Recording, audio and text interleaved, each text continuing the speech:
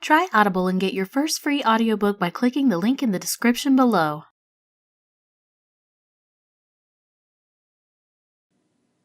The Quicksand by Edith Wharton.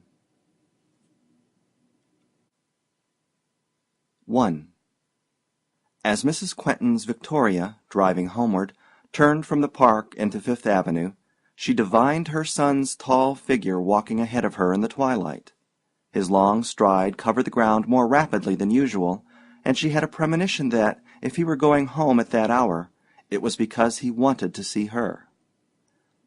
Mrs. Quentin, though not a fanciful woman, was sometimes aware of a sixth sense enabling her to detect the faintest vibrations of her son's impulses. She was too shrewd to fancy herself the one mother in possession of this faculty, but she permitted herself to think that few could exercise it more discreetly. If she could not help overhearing Alan's thoughts, she had the courage to keep her discoveries to herself, the tact to take for granted nothing that lay below the surface of their spoken intercourse. She knew that most people would rather have their letters read than their thoughts. For this superfeminine discretion, Alan repaid her by being Alan. There could have been no completer reward. He was the key to the meaning of life, the justification of what must have seemed as incomprehensible as it was odious. Had it not all sufficingly ended in himself? He was a perfect son, and Mrs. Quentin had always hungered for perfection. Her house, in a minor way, bore witness to the craving. One felt it to be the result of a series of eliminations.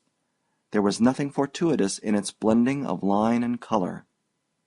The almost morbid finish of every material detail of her life suggested the possibility that a diversity of energies had, by some pressure of circumstance, been forced into the channel of a narrow dilettantism. Mrs. Quentin's fastidiousness had, indeed, the flaw of being too one-sided. Her friends were not always worthy of the chairs they sat in, and she overlooked in her associates defects she would not have tolerated in her bric-a-brac. Her house was, in fact, never so distinguished as when it was empty, and it was at its best in the warm, fire-lit silence that now received her.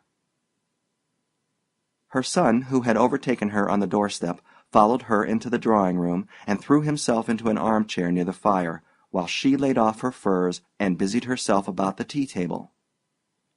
For a while neither spoke, but glancing at him across the kettle, his mother noticed that he sat staring at the embers with a look she had never seen on his face, though its arrogant young outline was as familiar to her as her own thoughts.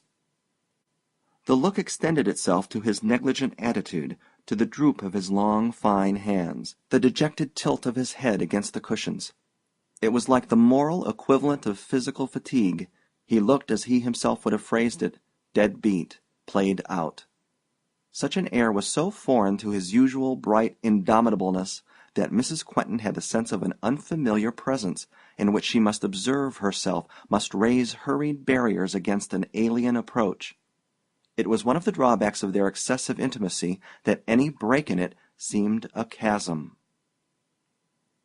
She was accustomed to let his thoughts circle about her before they settled into speech, and she now sat in motionless expectancy, as though a sound might frighten them away. At length, without turning his eyes from the fire, he said, "I'm so glad you're a nice, old-fashioned, intuitive woman. It's painful to see them think." Her apprehension had already preceded him. "Hope Fenno?" she faltered. He nodded. "She's been thinking, hard. It was very painful, to me at least, and I don't believe she enjoyed it. She said she didn't." He stretched his feet to the fire. "The result of her cogitations is that she won't have me. She arrived at this by pure ratiocination. It's not a question of feeling, you understand. I'm the only man she's ever loved. But she won't have me. What novels did you read when you were young, dear? I'm convinced it all turns on that. If she'd been brought up on Trollope and White Melville, instead of Tolstoy and Mrs. Ward, we should have now been vulgarly sitting on a sofa, trying on the engagement ring." Mrs. Quentin at first was kept silent by the mother's instinctive anger that the girl she had not wanted for her son should have dared to refuse him. Then she said, "Tell me, dear." "My good woman, she has scruples." "Scruples?" "Against the paper. She objects to me in my official capacity as owner of the Radiator." His mother did not echo his laugh. "She had found a solution, of course. She overflows with expedients. I was to chuck the paper, and we were to live happily ever after on canned food and virtue. She even had an alternative ready. Women are so full of resources. I was to turn the Radiator into an independent organ, and run it at a loss to show the public what a model newspaper ought to be. On the whole, I think she fancied this plan more than the other. It commended itself to her as being more uncomfortable and aggressive. It's not the fashion nowadays to be good by stealth." Mrs. Quentin said to herself, "I didn't know how much he cared." Aloud she murmured, "You must give her time." "Time?" "To move out the old prejudices and make room for new ones." "My dear mother, those she has are brand new. That's the trouble with them. She's tremendously up to date. She takes in all the moral fashion papers and wears the newest thing in ethics."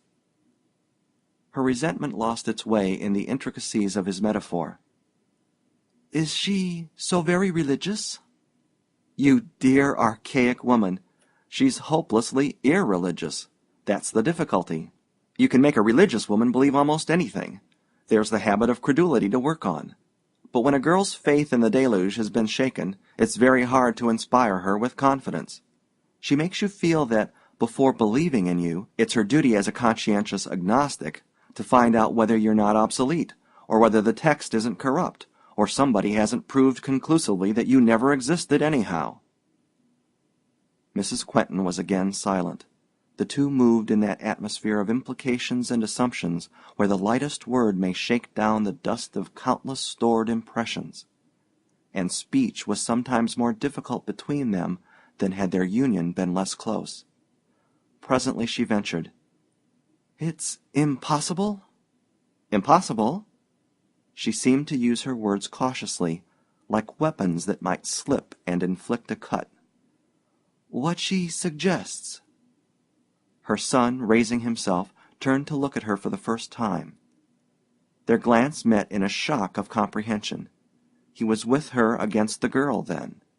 Her satisfaction overflowed in a murmur of tenderness.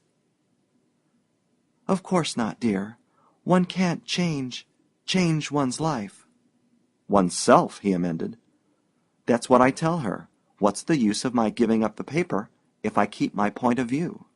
The psychological distinction attracted her. "Which is it she minds most?" "Oh, the paper for the present. She undertakes to modify the point of view afterward. All she asks is that I shall renounce my heresy. The gift of grace will come later." Mrs. Quentin sat gazing into her untouched cup. Her son's first words had produced in her the hallucinated sense of struggling in the thick of a crowd that he could not see. It was horrible to feel herself hemmed in by influences imperceptible to him. Yet if anything could have increased her misery, it would have been the discovery that her ghosts had become visible. As though to divert his attention, she precipitately asked, "And you?" His answer carried the shock of an evocation. "I merely asked her what she thought of you." "Of me?" "She admires you immensely, you know." For a moment Mrs. Quentin's cheek showed the lingering light of girlhood. Praise transmitted by her son acquired something of the transmitter's merit. "Well?" She smiled. "Well, you didn't make my father give up the Radiator, did you?" His mother, stiffening, made a circuitous return. "She never comes here. How can she know me?" "She's so poor. She goes out so little." He rose and leaned against the mantelpiece, dislodging with impatient fingers a slender bronze wrestler poised on a porphyry base between two warm-toned Spanish ivories. "And then her mother," he added as if involuntarily. "Her mother has never visited me," Mrs. Quentin finished for him. He shrugged his shoulders. "Mrs. Fenno has the scope of a wax doll. Her rule of conduct is taken from her grandmother's sampler." "But the daughter is so modern. And yet—" "The result is the same?" "Not exactly. She admires you. Oh, immensely." He replaced the bronze and turned to his mother with a smile. "Aren't you on some hospital committee together? What especially strikes her is your way of doing good. She says philanthropy is not a line of conduct but a state of mind, and it appears that you are one of the elect." As in the vague diffusion of physical pain, relief seems to come with the acuter pang of a single nerve, Mrs. Quentin felt herself suddenly eased by a rush of anger against the girl. "If she loved you," she began. His gesture checked her. "I'm not asking you to get her to do that." The two were again silent, facing each other in the disarray of a common catastrophe, as though their thoughts, at the summons of danger, had rushed naked into action. Mrs. Quentin, at this revealing moment, saw for the first time how many elements of her son's character had seemed comprehensible simply because they were familiar. As in reading a foreign language, we take the meaning of certain words for granted till the context corrects us. Often, as in a given case, her maternal musings had figured his conduct, she now found herself at a loss to forecast it.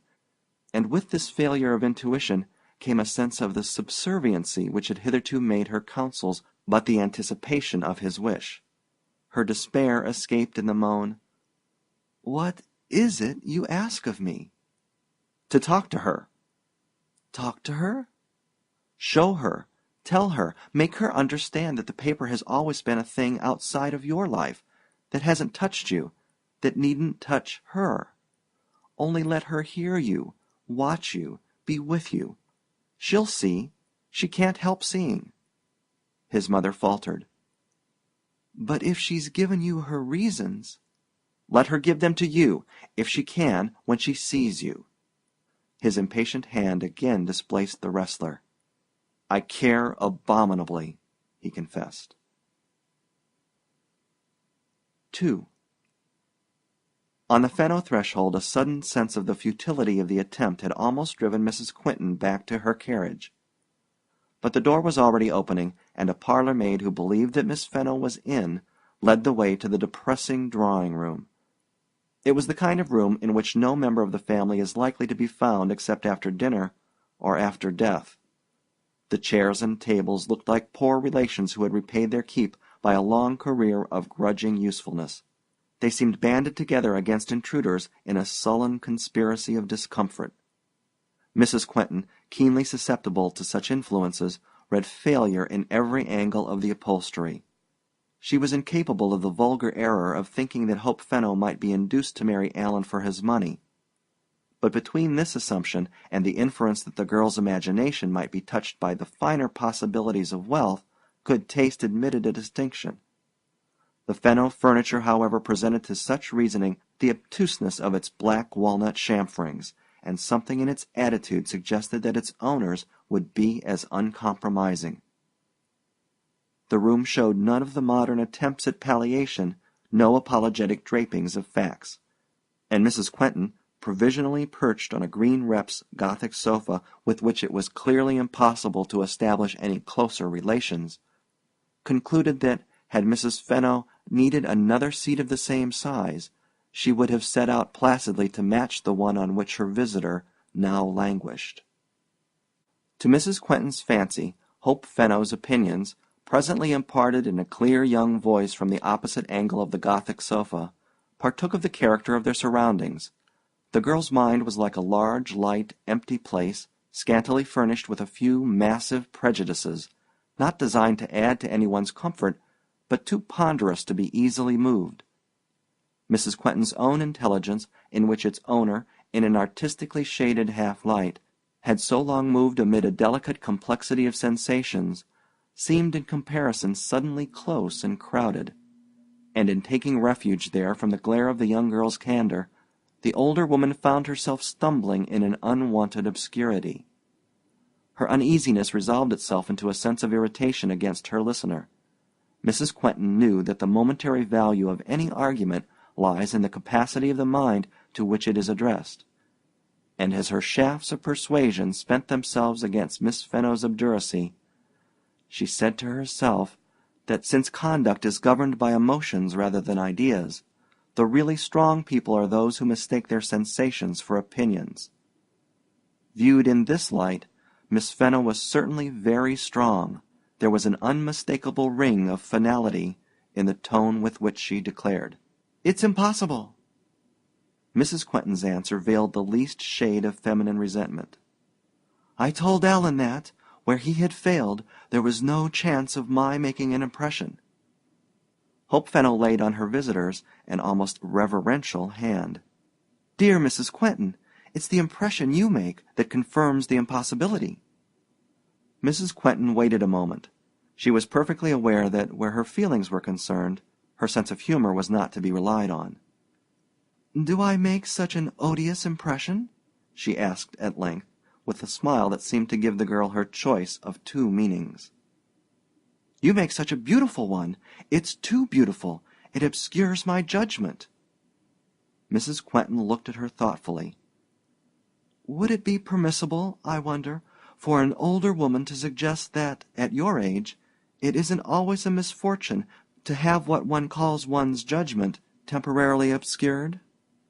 Miss Fenno flushed. "I try not to judge others." "You judge Alan." "Ah, he is not like others," she murmured, with an assent that touched the older woman. "You judge his mother." "I don't. Mrs. Quentin pressed her point. "You judge yourself, then, as you would be in my position, and your verdict condemns me." "How can you think it? It's because I appreciate the difference in our point of view that I find it so difficult to defend myself." "Against what?"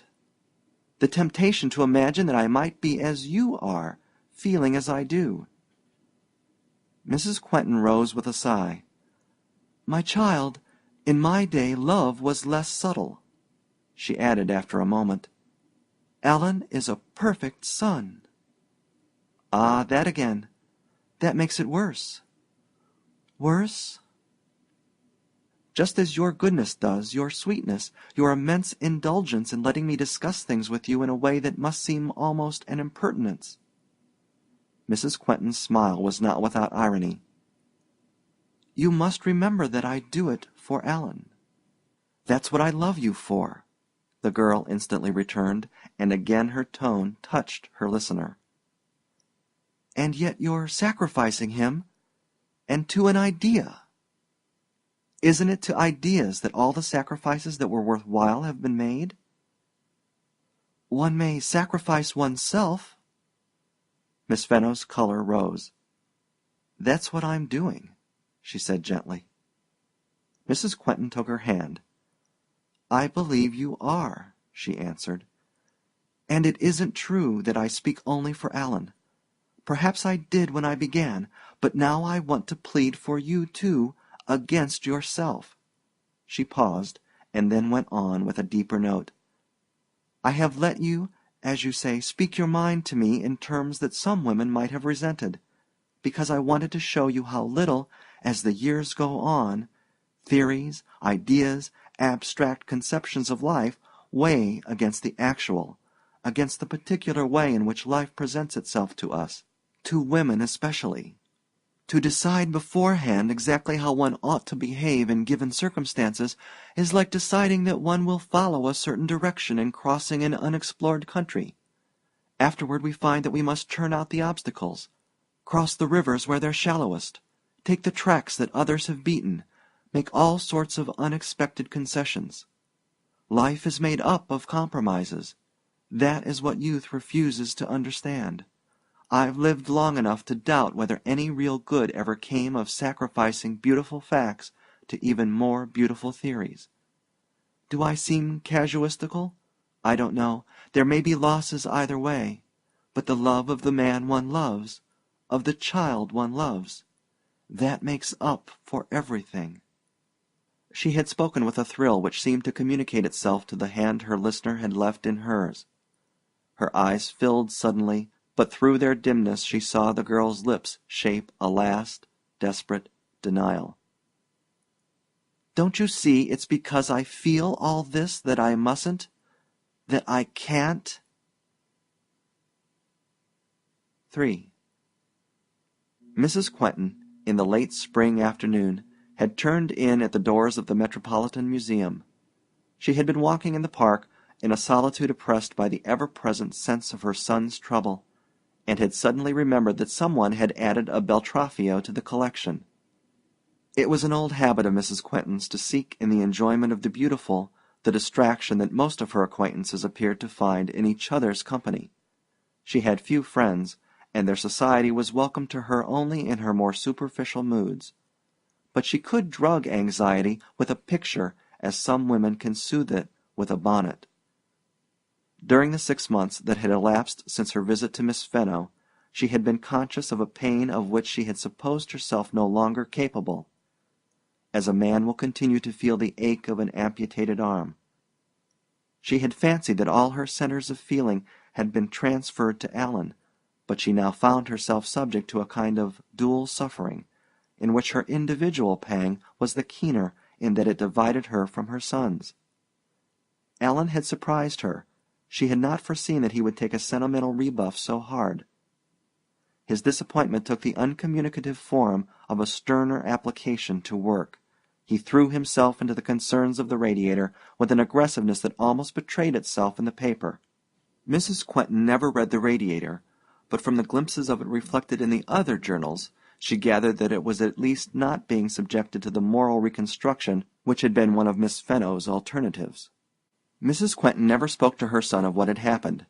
She was superior to the cheap satisfaction of avenging his injury by depreciating its cause.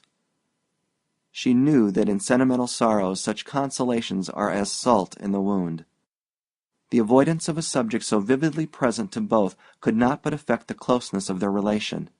An invisible presence hampered their liberty of speech and thought. The girl was always between them, and to hide the sense of her intrusion they began to be less frequently together. It was then that Mrs. Quentin measured the extent of her isolation.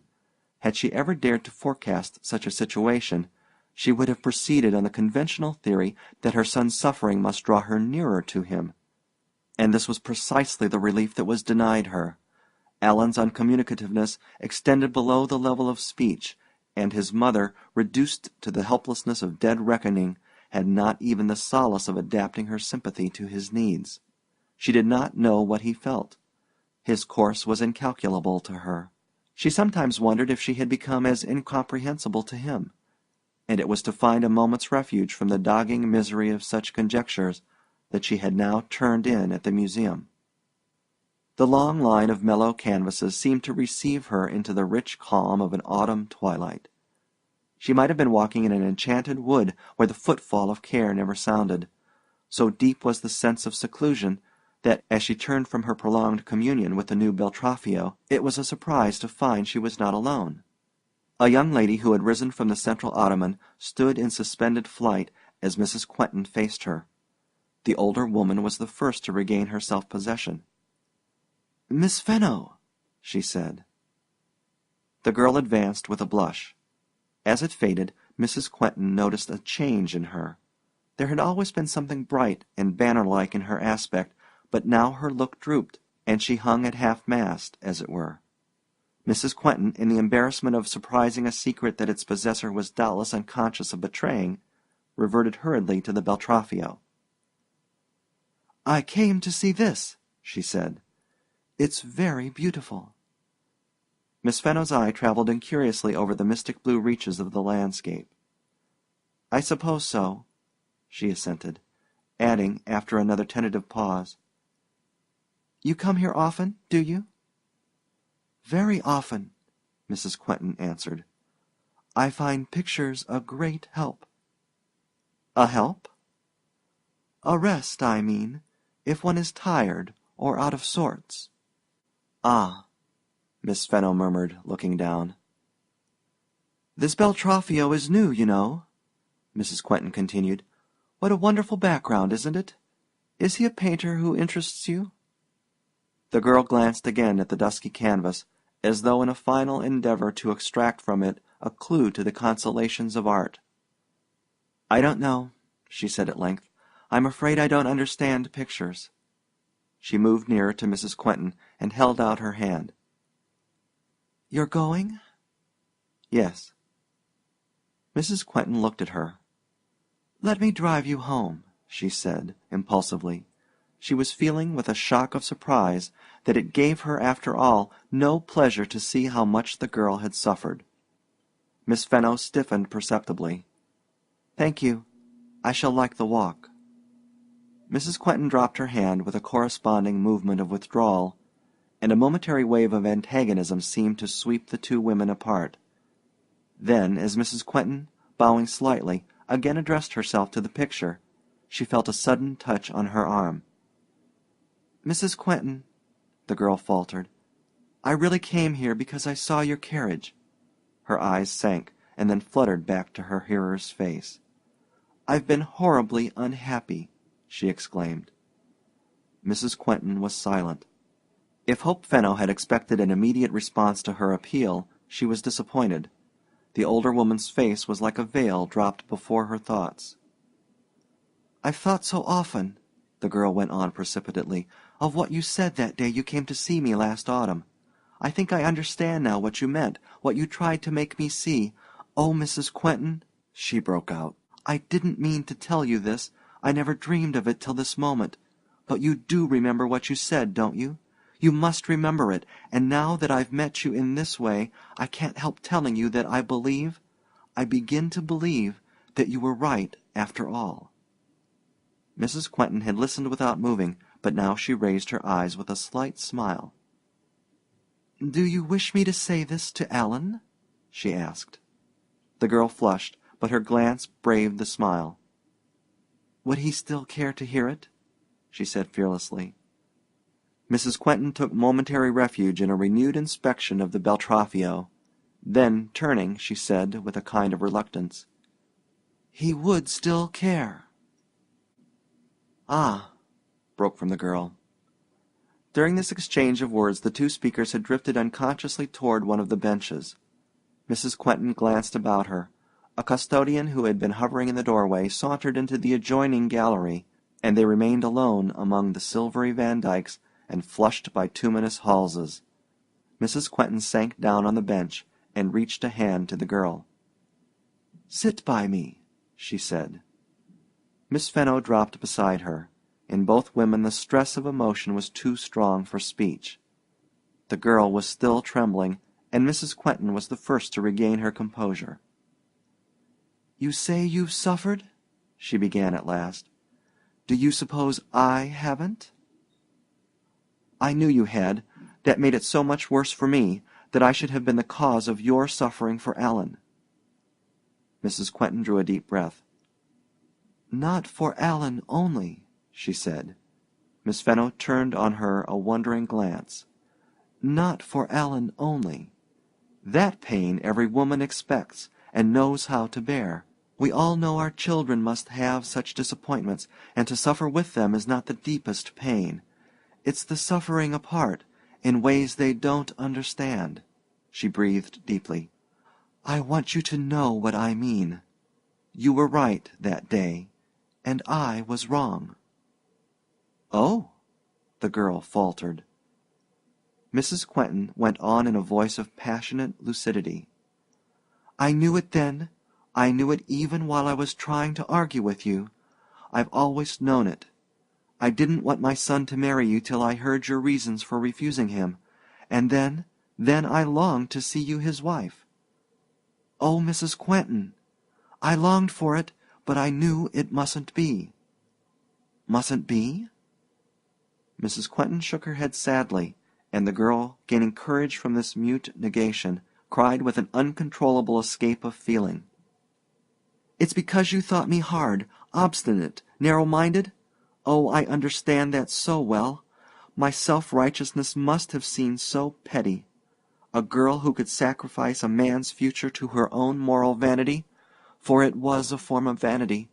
You showed me that plainly enough. How you must have despised me! But I am not that girl now. Indeed I'm not.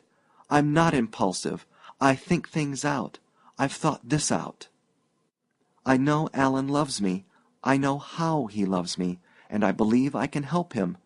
Oh, not in the ways I had fancied before, but just merely by loving him." She paused, but Mrs. Quentin made no sign. "I see it all so differently now. I see what an influence love itself may be, how my believing in him, loving him, accepting him just as he is, might help him more than any theories, any arguments. I might have seen this long ago in looking at you, as he often told me, in seeing how you'd kept yourself apart from Mr. Quentin's work and his, been always the beautiful side of life to them, kept their faith alive in spite of themselves, not by interfering, preaching, reforming, but by just loving them and being there." She looked at Mrs. Quentin with a simple nobleness. "It isn't as if I cared for the money, you know. If I cared for that, I should be afraid—" "You will care for it in time," Mrs. Quentin said suddenly. Miss Fenno drew back, releasing her hand. "In time?" "Yes, when there's nothing else left." She stared a moment at the pictures. "My poor child," she broke out, "I've heard all you say so often before." "You've heard it?" "Yes, from myself. I felt as you do. I argued as you do. I acted as I meant to prevent your doing when I married Alan's father." The long, empty gallery seemed to reverberate with the girl's startled exclamation. "Oh, Mrs. Quentin! Hush! Let me speak! Do you suppose I'd do this if you were the kind of pink and white idiot he ought to have married? It's because I see you're alive as I was, tingling with beliefs, ambitions, energies as I was, that I can't see you walled up alive as I was, without stretching out a hand to save you." She sat gazing rigidly forward, her eyes on the pictures, speaking in the low, precipitate tone of one who tries to press the meaning of a lifetime into a few breathless sentences. "When I met Alan's father," she went on, "I knew nothing of his work. We met abroad, where I had been living with my mother. That was 26 years ago, when the Radiator was less notorious than it is now. I knew my husband owned a newspaper, a great newspaper, and nothing more. I had never seen a copy of the Radiator. I had no notion of what it stood for in politics or in other ways. We were married in Europe, and a few months afterward we came to live here. People were already beginning to talk about the Radiator. My husband, on leaving college, had bought it with some money an old uncle had left him. And the public was at first merely curious to see what an ambitious, stirring young man without any experience of journalism was going to make out of his experiment. They found first of all that he was going to make a great deal of money out of it. I found that out too. I was so happy in other ways that it didn't make much difference at first, though it was pleasant to be able to help my mother, to be generous and charitable, to live in a nice house, and wear the handsome gowns he liked to see me in. But still it didn't really count. It counted so little that when one day I learned what the Radiator was, I would have gone out into the streets barefooted rather than live another hour on the money it brought in." Her voice sank, and she paused to steady it. The girl at her side did not speak or move. "I shall never forget that day," she began again. "The paper had stripped bare some family scandal, some miserable, bleeding secret that a dozen unhappy people had been struggling to keep out of print.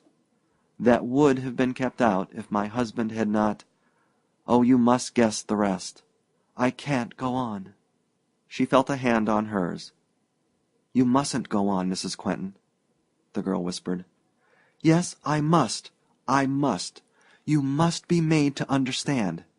She drew a deep breath. "My husband was not like Alan. When he found out how I felt about it he was surprised at first, but gradually he began to see, or at least I fancied he saw, the hatefulness of it. At any rate he saw how I suffered, and he offered to give up the whole thing, to sell the paper. It couldn't be done all of a sudden, of course. He made me see that, for he had put all his money in it, and he had no special aptitude for any other kind of work. He was a born journalist, like Alan. It was a great sacrifice for him to give up the paper, but he promised to do it, in time, when a good opportunity offered. Meanwhile, of course, he wanted to build it up, to increase the circulation, and to do that he had to keep on in the same way. He made that clear to me. I saw that we were in a vicious circle. The paper, to sell well, had to be made more and more detestable and disgraceful. At first I rebelled, but somehow, I can't tell you how it was, after that first concession the ground seemed to give under me. With every struggle I sank deeper. And then Alan was born. He was such a delicate baby, and there was very little hope of saving him. But money did it, the money from the paper. I took him abroad to see the best physicians. I took him to a warm climate every winter. In hot weather the doctors recommended sea air, and we had a yacht and cruised every summer. I owed his life to the Radiator. And when he began to grow stronger, the habit was formed, the habit of luxury. He could not get on without the things he had always been used to. He pined in bad air. He drooped under monotony and discomfort. He throve on variety, amusement, travel, every kind of novelty and excitement. And all I wanted for him, his inexhaustible foster mother was there to give. My husband said nothing, but he must have seen how things were going. There was no more talk of giving up the Radiator. He never reproached me with my inconsistency, but I thought he must despise me, and the thought made me reckless. I determined to ignore the paper altogether, to take what it gave as though I didn't know where it came from, and to excuse this I invented the theory that one may, so to speak, purify money by putting it to good uses. I gave away a great deal in charity. I indulged myself very little at first. All the money that was not spent on Alan I tried to do good with. But gradually, as my boy grew up, the problem became more complicated. How was I to protect Alan from the contamination I had let him live in? I couldn't preach by example, couldn't hold up his father as a warning, or denounce the money we were living on. All I could do was to disguise the inner ugliness of life by making it beautiful outside, to build a wall of beauty between him and the facts of life, turn his tastes and interests another way, hide the Radiator from him as a smiling woman at a ball may hide a cancer in her breast. Just as Alan was entering college his father died. Then I saw my way clear. I had loved my husband, and yet I drew my first free breath in years. For the Radiator had been left to Alan outright. There was nothing on earth to prevent his selling it when he came of age, and there was no excuse for his not selling it. I had brought him up to depend on money, but the paper had given us enough money to gratify all his tastes. At last we could turn on the monster that had nourished us. I felt a savage joy in the thought. I could hardly bear to wait until Alan came of age. But I had never spoken to him of the paper, and I didn't dare speak of it now. Some false shame kept me back, some vague belief in his ignorance. I would wait till he was 21, and then we should be free. I waited. The day came, and I spoke. You can guess his answer, I suppose. He had no idea of selling the Radiator. It wasn't the money he cared for, it was the career that tempted him. He was a born journalist, and his ambition, ever since he could remember, had been to carry on his father's work, to develop, to surpass it. There was nothing in the world as interesting as modern journalism. He couldn't imagine any other kind of life that wouldn't bore him to death. A newspaper like the Radiator might be made one of the biggest powers on earth, and he loved power and meant to have all he could get. I listened to him in a kind of trance. I couldn't find a word to say. His father had had scruples. He had none. I seemed to realize at once that argument would be useless. I don't know that I even tried to plead with him. He was so bright and hard and inaccessible. Then I saw that he was, after all, what I had made him, the creature of my concessions, my connivances, my evasions. That was the price I had paid for him. I had kept him at that cost. Well, I had kept him at any rate. That was the feeling that survived. He was my boy, my son, my very own, till some other woman took him. Meanwhile the old life must go on as it could. I gave up the struggle. If at that point he was inaccessible, at others he was close to me. He has always been a perfect son. Our tastes grew together. We enjoyed the same books, the same pictures, the same people. All I had to do was look at him in profile to see the side of him that was really mine. At first I kept thinking of the dreadful other side, but gradually the impression faded, and I kept my mind turned from it, as one does from a deformity in a face one loves. I thought I had made my last compromise with life, had hit on a modus vivendi that would last my time. And then he met you. I had always been prepared for his marrying, but not a girl like you. I thought he would choose a sweet thing who would never pry into his closets. He hated women with ideas. But as soon as I saw you, I knew the struggle would have to begin again. He is so much stronger than his father. He is full of the most monstrous convictions. And he has the courage of them, too. You saw last year that his love for you never made him waver. He believes in his work. He adores it. It is a kind of hideous idol to which he would make human sacrifices. He loves you still. I've been honest with you, but his love wouldn't change him. It's you who would have to change, to die gradually, as I have died, till there is only one live point left in me. Ah, if one died completely! That's simple enough, but something persists. Remember that, a single point, an aching nerve of truth. Now and then you may drug it, but a touch wakes it again, and your face has waked it in me. There's always enough of one's old self left to suffer with." She stood up and faced the girl abruptly. "What shall I tell Alan?" she said. Miss Fenno sat motionless, her eyes on the ground. Twilight was falling on the gallery, a twilight which seemed to emanate not so much from the glass dome overhead as from the crepuscular depths into which the faces of the pictures were receding. The custodian's steps sounded warningly down the corridor. When the girl looked up, she was alone. End of The Quicksand by Edith Wharton.